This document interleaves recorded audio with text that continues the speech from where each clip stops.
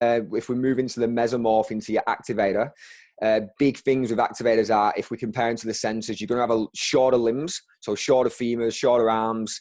They are a lot more equipped to lift weights. So the body with shorter limbs, with more muscle fibers in general, you've got a body that is just able to lift weight quite easily. So when they're bending through the deadlift patterns, they've not got a lot of range of motion that they have to work through to actually lift that weight off the floor when you compare them to, say, a tall lean ectomorph. So they're going to be a lot more well-equipped biomechanically to deal with weightlifting and things like that, which is why it's one of the strengths. Like, one of the major things we should be doing with activators is getting them moving. Out of all the priorities and all the things that activators should be doing from a holistic standpoint, exercise is the number one. They literally have a body that is designed to move. So movement should be the fundamental thing that we do. And you'll find that they're very versatile in the types of movements that they can do. So lots of HIIT training is really good for them. Lifting weights is great for them. Training to failure, like your CrossFit type training, all of that stuff's going to be really great because it's just stimulating the metabolism, it's getting the muscle fibers going, it's getting that competition going, it's kind of hitting all the things we know work really well for your activators. From an injury point of view, inflammation is a big thing, so just watching out for inflammation in joints. Overtraining is going to be a big thing with activators because they fuel off adrenaline, because they thrive on adrenaline. They've got this great capacity to just keep going. But as a result, the greatest strength ends up being the greatest weakness, in that their adrenal glands become the most sensitive area. And this body is a little bit more of a fast oxidizer, and which can link to a little bit more sympathetic dominance, which means they're in fight and flight a little bit more.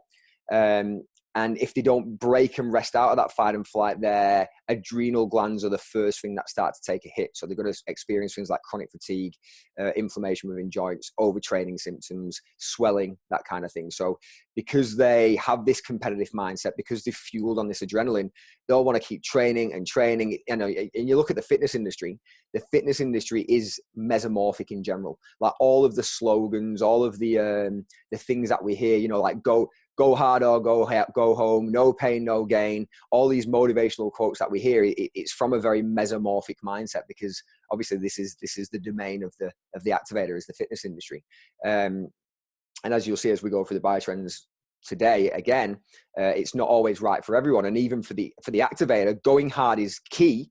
But resting, it's like work hard, rest hard is the most important thing. If they go hard, or no pain all the time, they're more likely to break down and burn out. So burnout is a big thing to watch out for with your activators. So it's explaining that the whole method of supercompensation is one of the biggest things that you need to get through to an activator. It's like the growth happens when you're resting. The magic of training actually happens in the downtime. So you supercompensate when you apply your stress, apply that stimulus, let your body go into that downward mode. And then it's in the downward mode where you get your food in, you get your sleep in, your body goes through recovery. And it's through the recovery that you actually come back harder, better, faster, stronger next time.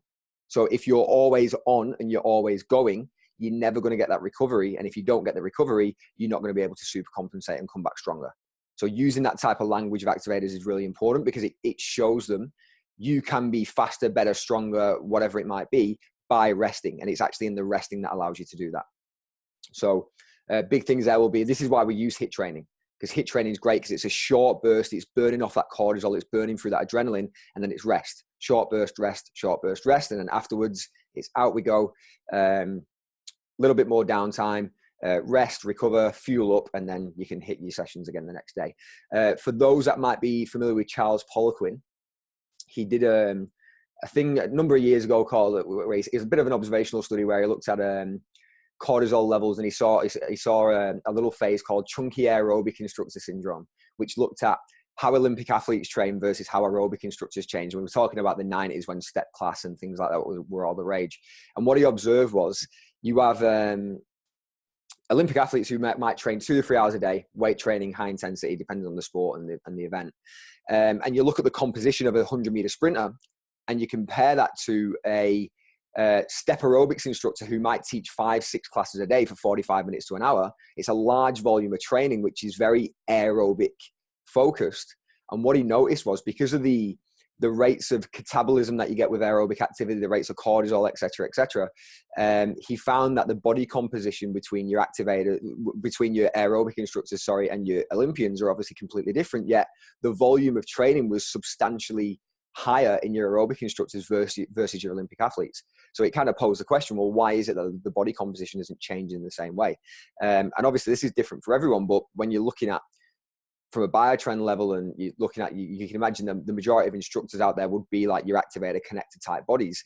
If you've got a body that is quite sensitive in the adrenal area, and you expose that body to large amounts of aerobic activity, which is quite catabolic and sympathetic in nature, it's going to stimulate a lot more cortisol over time, which can result to things like weight gain around the midsection, imbalances in blood sugar, etc., etc. So this is why we say for activators who are quite sensitive in that area, actually reduce your aerobic output. You don't need to do mass amounts of aerobic training. You can do it now and again. It's fine to do, but you're going to work better off that short, snappy, high intensity anaerobic training, because it gives the right amount of stimulus without too much catabolic response to allow that super compensation to happen so that you get the best results in the shortest period of time, which especially for an activated brain that doesn't want to be out on the track for 60 minutes or whatever it might be doing long, slow running because it's boring, is just going to be music to their ears. So big take homes for your activators is short, snappy, super compensation is key. So work hard, rest hard, get the balance right between that, more so for the adrenal glands. That's going to help with levels of inflammation, levels of cortisol, adrenaline, and just balancing that whole system out.